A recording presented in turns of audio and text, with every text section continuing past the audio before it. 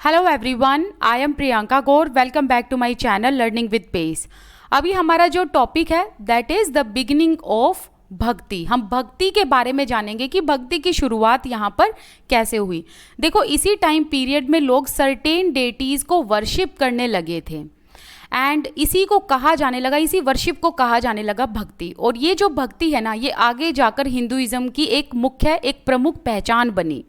And Jin certain देवी देवताओं की पूजा की जाती थी, आराधना की जाती थी, वो थे शिव, विष्णु एंड गॉडेसेस में अगर बात की जाए तो माँ दुर्गा। तो आपको इन तीनों के बारे में पता होना चाहिए, शिव, विष्णु एंड माँ दुर्गा। इनकी आराधना, इनकी पूजा की जाती थी। ठीक है, these deities were worship through भक्ति। इन डेटीज को, जैसे कि शिव, विष्णु, माँ दुर्गा, इनको वर्शिप किया जाता था भक्ति के थ्रू। भक्ति एक ऐसा आइडिया था जो इस टाइम पर बहुत ही ज़्यादा पॉपुलर हुआ था। देखो, भक्ति का मतलब यहाँ पर ये नहीं है कि सत्संग कराना या फिर हवन कराना, और जब आप सत्संग या हवन कराओगे तभी आप अपनी श्रद्धा दिखाओगे भगवान की तरफ, ऐसा नहीं है। यहाँ पर भक्ति का मतलब देखो, एक बार ये क्वेश्चन आ सकता है आपके एग्जाम में कि भक्ति इज जनरली व्हाट। देखो, bhakti is generally understood as a person's devotion to his or her chosen deity. मतलब भक्ति क्या है? एक डिवोशन है, मतलब एक श्रद्धा है टूवर्ड्स द चूजन डेटी। जैसे कि देखो, अगर मैं आपसे पूछूं तो आप लोगों के जो फेवरेट भगवान है वो कौन है? कोई कहेगा राम जी, कोई कहेगा हनुमान जी, कोई अपने गुरु का नाम लेगा या कोई माँ दुर्गा का नाम लेगा, राइट? तो सबके अपने अपने फेवरेट, या ये कह लो सबके अपने अपने चूजन डेटी हैं, है ना? कोई कृष्ण का नाम लेगा, राइट? सो कहने का मतलब है कि सबके अपने अपने डिवोशन हैं, अपने अपने सबके फेवरेट भगवान हैं। सो वही जो डिवोशन है ना, वही जो श्रद्धा है, उसी को हम भक्ति कहते हैं। तो भक्ति क्या है? एक पर्सन की डिवोशन अपने भगवान की तरफ, मतलब एक पर्सन की, एक इंसान की श्रद्धा अपने भगवान की तरफ, तो उस श्रद्धा को ही भक्ति कहा गया। ओके, सो ये जो भक्ति है ना, ये इसको कोई भी फॉलो कर सकता है, रिच हो या पुअर हो, या फिर हाई कास्ट से हो या लो कास्ट से हो, मैन हो, विमेन हो, कोई भी डिस्क्रिमिनेशन इसमें नहीं हो। तो कोई भी भक्ति को फॉलो कर सकता है और भक्ति के पाथ पर चल सकता है।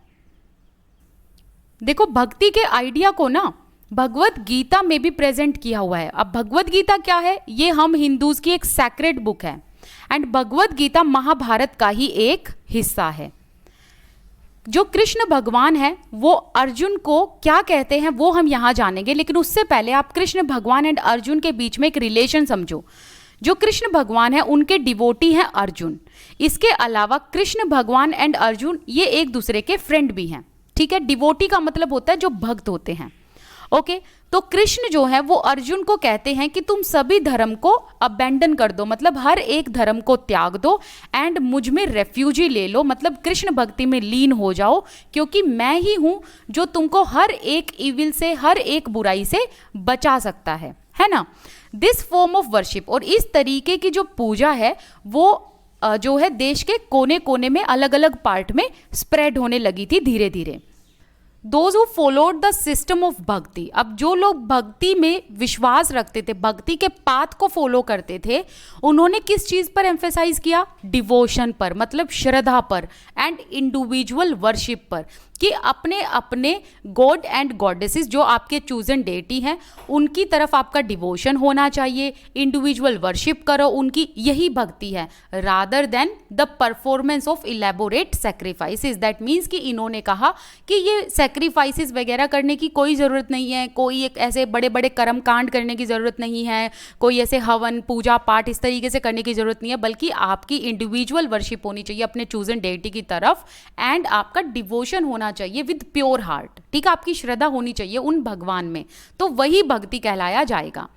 एंड भक्ति के बिलीफ सिस्टम की अगर बात की जाए तो ऐसा माना जाता था कि अगर एक भक्त अपने चूजन डेटी को विद प्योर हार्ट याद करता है, उनकी पूजा करता है, तो उनको उनके चूजन डेटी जरूर किसी न किसी फॉर्म में उनके सामने अपीयर होंगे, जिस फॉर्म में वो चाहते हैं। ठीक है, सो जो डेटी हैं वो एज अ ह्यूमन बीइंग भी, एज अ लायन या फिर ट्री या फिर किसी अदर फॉर्म में, किसी भी अदर एलिमेंट में आपके सामने आपको ज़रूर दिखेंगे, अगर आप विद प्योर हार्ट उन्हें याद करते हो, उनको वर्शिप करते हो, या आप विद प्योर हार्ट उनके लिए डिवोटी हो। ठीक है, मतलब डिवोटेड हो। So once this idea gained acceptance, अब धीरे धीरे क्या हुआ, लोगों ने इस आइडिया को एक्सेप्टेंस देनी शुरू कर दी। आर्टिस्ट ने फिर क्या करा, सुंदर सुंदर डेटीज की जो है इमेजेस बनानी शुरू कर दी। और आज देखो आप, आज के टाइम पर कितनी सुंदर सुंदर, कितने ब्यूटीफुल इमेजेस जो हैं हमें डेटीज की देखने को मिलती हैं। अब यहां पर जो पैराग्राफ दिया है विष्णु के बारे में वो पढ़िए। विष्णु एज वराह, विष्णु ने वराह का रूप लिया था। और ये जो इमेज है ना, ये ईरान में मिली है। ईरान कहाँ है, मध्य प्रदेश में है। ठीक है, तो मैं आप लोगों को पहले ये इमेज दिखा देती हूँ। ये है किसकी इमेज, विष्णु भगवान की इमेज। और इन्होंने ये इस टाइम पर वराह मतलब एक बोर का रूप धारण किया हुआ है। बोर होता है एक वाइल्ड पिग। और यहाँ पर जो ये स्त्री के रूप में दिखाई गई ना, एक लेडी के रूप में जो दिखाई गई है, ये है हमारी धरती माँ। ठीक है, तो देखना एक बार क्या यहाँ पर स्टोरी बताई है। ये स्टोरी हमें कहाँ से पता चलती है, पहले तो आपको ये पता होना चाहिए। ये पता चलती है हमें पुराणाज के थ्रू, मतलब जो हमारी हिंदू मिथोलॉजी है वहाँ पर ये बातें बताई गई हैं। तो ये जो स्पेशल तरीके का जो मैग्निफिसेंट स्टैचू बनाया हुआ है विष्णु भगवान का, तो इसमें ना विष्णु भगवान का कौन सा अवतार दिखाया है, वराह अवतार दिखाया है, जिसे हम बोर भी कहते हैं, मतलब एक वाइल्ड पिग। अब देखो, Vishnu took the shape of a boar in order to rescue the earth. तो विष्णु भगवान ने ये रूप क्यों लिया था, ये रूप धरती माता को रेस्क्यू करने के लिए लिया था, क्योंकि जो एक राक्षस थे उन्होंने धरती माता को पानी में डुबा दिया था। और जो धरती माँ है, अर्थ है, उनको बचाने के लिए विष्णु भगवान ने वराह का रूप धारण किया था। तो यहाँ पर अर्थ को एक विमेन के तौर पर, देखो इस विमेन के तौर पर इस तरीके से यहाँ पर ऐसे शो किया गया है। ठीक है, तो इस तरीके से जो है स्टैचूज जो है बनाए जाने लगे थे। देखो ये लास्ट लाइन जो यहाँ पर है ना, कि आर्टिस्ट्स ने बहुत सुंदर सुंदर अपने अपने डेटीज की बहुत सुंदर सुंदर जो है मूर्तियाँ बनाई, बहुत सुंदर सुंदर स्टैचू बनाए, बहुत अच्छे अच्छे स्कल्प्टर्स बनाए। तो जिसका एक एग्जाम्पल हमने अभी देखा। हेलो एवरीवन, देखो बच्चों, आपके लिए ना 15 अगस्त को अनअकैडमी एक बहुत ही अमेजिंग चीज़ लेकर आया है। वो ये है कि इस दिन ना आपका एक कॉम्बैट टेस्ट रखा जाएगा। एंड ये टेस्ट ना बिल्कुल फ्री होगा। बस आपने क्या करना है, इस टेस्ट को अनलॉक करने के लिए मेरा ये कोड डालना पड़ेगा, पेज 10। देखो मैं यहाँ पर कोड दोबारा दिखा देती हूँ, PACE10। ठीक है, तो पेज 10 करके आप ये कोड डालना एंड इस कॉम्बैट टेस्ट में आप पार्टिसिपेट जरूर करना। वैसे तो ये फ्री है, लेकिन अगर आप यहाँ पर जीत गए ना, तो आप यहाँ पर स्कॉलरशिप जीतोगे वर्थ ₹1 करोड़ की। बस आपको यहाँ पर टाइमिंग का ध्यान रखना है। अगर आप 6th 7th 8th क्लास में हो तो दोपहर के 12 बजे ये कॉम्बैट आपको देना पड़ेगा। इसके अलावा अगर आप 9th 10th में हो तो सुबह के 11 बजे, 11th 12th में हो तो दोपहर के 1 बजे ये जो कॉम्बैट टेस्ट है ये होने वाला है। ठीक है, तो आपके कोई भी फ्रेंड है, फैमिली में है या आपके क्लासमेट्स हैं, सभी को ये बात बता देना एंड सभी को कहना कि प्रियंका मैम का ये कोड वहाँ पर इंसर्ट करें तो ये टेस्ट अनलॉक हो जाएगा। एंड आप ये टेस्ट देना, आप ना अपने आप को एनालाइज करोगे कि आपकी प्रिपरेशन कितनी हुई है। इसके अलावा अगर जीत गई तो बल्ले बल्ले है, क्यों, क्योंकि जो स्कॉलरशिप है वो वर्थ ₹1 करोड़ की है। इसके अलावा मैंने अनअकैडमी पे पढ़ाना शुरू कर दिया है। अगर आपने मेरी क्लासेस अभी तक नहीं ज्वाइन किया ना तो प्लीज़ ज्वाइन कर लीजिएगा। आपको करना क्या है, अनअकैडमी लर्नर ऐप को आपने इंस्टॉल करना है, गेट स्टार्टेड पर चले जाना, मोबाइल नंबर डाल देना, ईमेल आईडी डाल देना एंड देन उसके बाद आपको करना ये है कि यहाँ पर इस तरीके से 6th to 12th का आपने गोल सेलेक्ट करना है। रिस्पेक्टिव क्लास आप सेलेक्ट करोगे, लैंग्वेज चूज़ कर लेना। फिर आप क्या करना, इसी वीडियो के लिंक में जब आप जाओगे ना, मेरी सारी की सारी स्पेशल क्लासेस आपको मिल जाएंगे। 6th 7th 8th तीनों क्लासेस की जो मेरी स्पेशल क्लासेस वहाँ होती हैं वो आपको मिल जाएंगी, लिंक आपको मिल जाएगा। और ये मेरी क्लासेस अनअकैडमी पर फ्री में होती हैं। देखो बहुत बच्चों को डाउट रहता है कि क्या ये स्पेशल क्लासेस पेड हैं या फ्री हैं। बच्चे ये जो क्लासेस होती है ना ये फ्री हैं, आपको इसमें सिंगल पेनी नहीं देना। बस आपको करना क्या है, ऐप डाउनलोड करनी है। ठीक है, एंड जैसे ही आप मेरी वीडियोस वहाँ देखेंगे, नोटिफाई मी पर आप क्लिक कर देना। अनअकैडमी आपको ना 10 मिनट पहले बता देगा कि प्रियंका मैम अभी लाइव आने वाली हैं एंड लाइव आकर अभी पढ़ाने वाली हैं। एंड आपको करना ये भी है कि वहाँ पर कोड डाल देना मेरी क्लासेस को अनलॉक करने के लिए, पेज 10। ठीक है, तो चलिए अब आगे का टॉपिक शुरू करते हैं। एंड अनअकैडमी को लेकर कोई भी अगर डाउट हो तो मुझे कमेंट सेक्शन में बता देना। वैसे जो भी ये कॉम्बैट होगा एंड जो ये मेरी स्पेशल क्लासेस हैं, इन सभी का मैं लिंक जो है वो डिस्क्रिप्शन बॉक्स में दे दूंगी। तो 6th to 12th सभी क्लासेस के लिए लिंक जो है आपको डिस्क्रिप्शन बॉक्स में मिल जाएगा। मेरा कोड आपको डिस्क्रिप्शन बॉक्स में मिल जाएगा, मेरी स्पेशल क्लासेस का लिंक आपको डिस्क्रिप्शन बॉक्स में मिल जाएगा। तो एक बार ना डिस्क्रिप्शन बॉक्स चेक जरूर कर लेना। चलिए अब टॉपिक शुरू करते हैं। देखो भक्ति वर्ड जो है ये एक संस्कृत टर्म से डिराइव हुआ है। तो वो संस्कृत टर्म है भज। भज का मतलब क्या होता है? टू डिवाइड और शेयर, मतलब बांटना। ठीक है, तो ये ध्यान रखना, इंपॉर्टेंट लाइन है कि भक्ति जो है ये एक संस्कृत टर्म से आया है वर्ड भज, एंड भज का मतलब होता है टू डिवाइड और शेयर।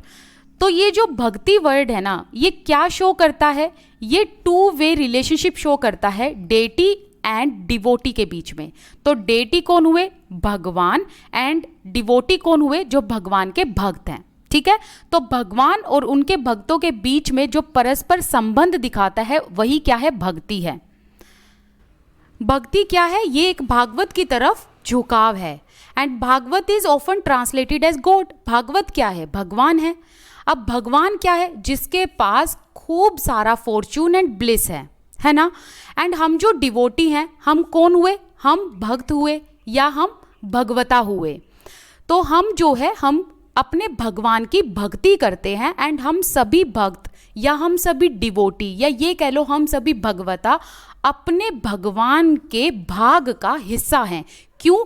क्योंकि जो ये भगवान है, जो ये भागवत है, ये भी हमसे क्या डिवाइड करता है? अपना फॉर्चून और अपना ब्लिस। देखो आपको अगर कोई परेशानी होती है, कुछ भी होता है, आप ऊपर वाले से मांगते हो ना, आप भगवान से मांगते हो ना, तो उस भगवान के पास खूब सारा फॉर्चून, खूब सारा ब्लिस है। और वो फॉर्चून एंड ब्लिस किसके साथ शेयर करता है? अपने भक्तों के साथ शेयर करता है। और यही भक्ति का कॉन्सेप्ट है। ठीक है, अ पोअम बाय भक्त। अब हम यहाँ पर एक पोअम के बारे में बात करेंगे जो एक भक्त ने, जो कि शिव जी के भक्त थे, उन्होंने ये पोअम लिखी थी। देखो बहुत सारे ऐसे भक्ति लिटरेचर में ये बताया गया है कि भगवान के साथ जो क्लोज रिलेशन बनता है वो आपकी अमीरियत को देखकर नहीं बनता, ना ही आपकी लर्निंग या हाई स्टेटस को देखकर बनता है, बल्कि भगवान के साथ जो क्लोज रिलेशनशिप बनता है वो आपके डिवोशन से बनता है, वो आपके प्योर हार्ट से बनता है। राइट, तो यहाँ पर एक पोम जो है ये कंपोज की गई। किस में कंपोज की गई? तमिल लैंग्वेज में। किसने की थी? अपार ने की थी। अपार कौन थे? ये एक शिवजी के डिवोटी थे।